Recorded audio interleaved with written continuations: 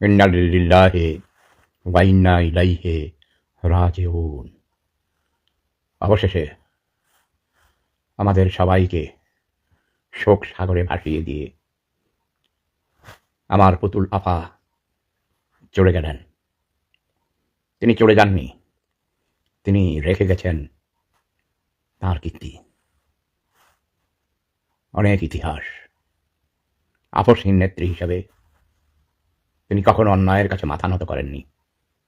বেগম খালেদা জিয়ার কাছে আমাদের সবার, বিশেষ করে নতুন প্রজন্মের অনেক শিখার আছে।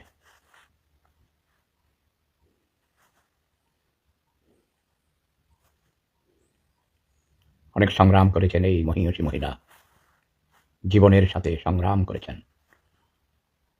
পূর্ণ যৌবনের সময় তার স্বামীকে হত্যা করা হয়েছে নির্মমভাবে। দুটো ছেলেকে নিয়ে, বলতে গেলে নাবালক ছেলেদেরকে নিয়ে তিনি রাজনীতিও করেছেন, রাষ্ট্র পরিচালনা করেছেন। বিরোধী দলের নেত্রী হিসাবে এই দেশে গণতন্ত্র প্রতিষ্ঠার জন্য লড়াই করেছেন।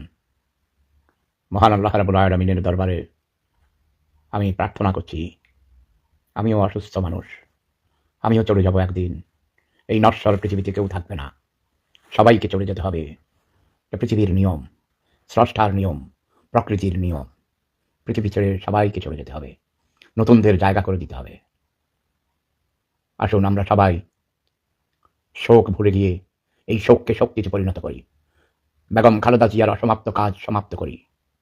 বাংলাদেশে গণতন্ত্র, বহুদলীয় গণতন্ত্রের প্রবর্তক মরহুম শহীদ জিয়াউর রহমানের স্ত্রী হিসেবে বেগম খালেদা জিয়া আমরণ লড়াই করেছেন, আজীবন সংগ্রাম করেছেন এদেশের পিছিয়ে পড়া গরিব মানুষদের অধিকার প্রতিষ্ঠার জন্যে, মত প্রকাশের স্বাধীনতা প্রতিষ্ঠা করার জন্যে। দুমুঠো খেয়ে পড়ে তাদের মৌলিক অধিকারগুলো, যেমন অন্ন, বস্ত্র, শিক্ষা, স্বাস্থ্য, বাসস্থান ও মত প্রকাশের স্বাধীনতা তথা গণতন্ত্রের প্রাতিষ্ঠানিক রূপ দেওয়ার জন্যে আজীবন সংগ্রাম করেছেন।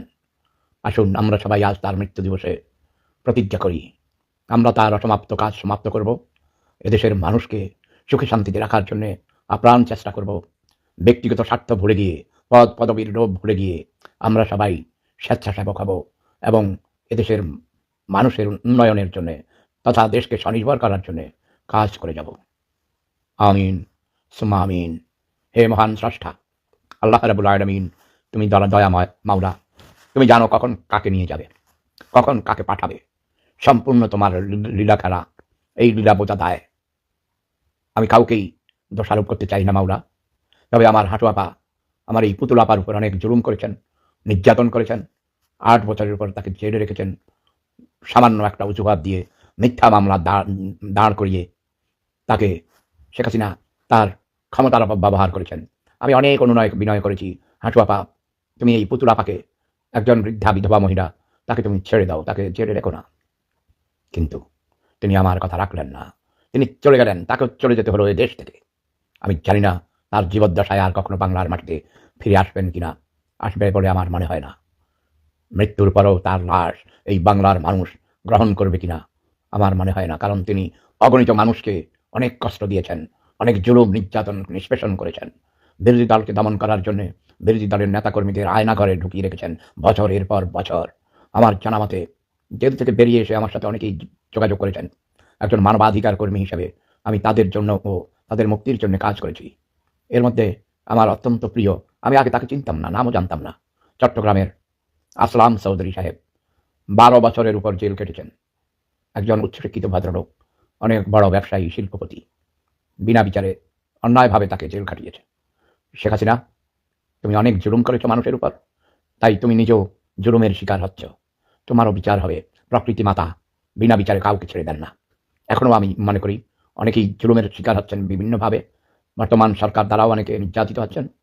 সকল সরকারের, সকল ক্ষমতাবানদের, সকল সমাজপ্রভুদেরকে আমি অনুরোধ করব, অন্যদের জুলুম করিও না, অত্যাচার করিও না, নির্যাতন দিও না। আমরা এই পৃথিবীর মানুষ, আমরা শান্তি চাই, শান্তি চাই, শান্তি চাই। জয় বঙ্গ, জয় জনতা, জয় মানবতা।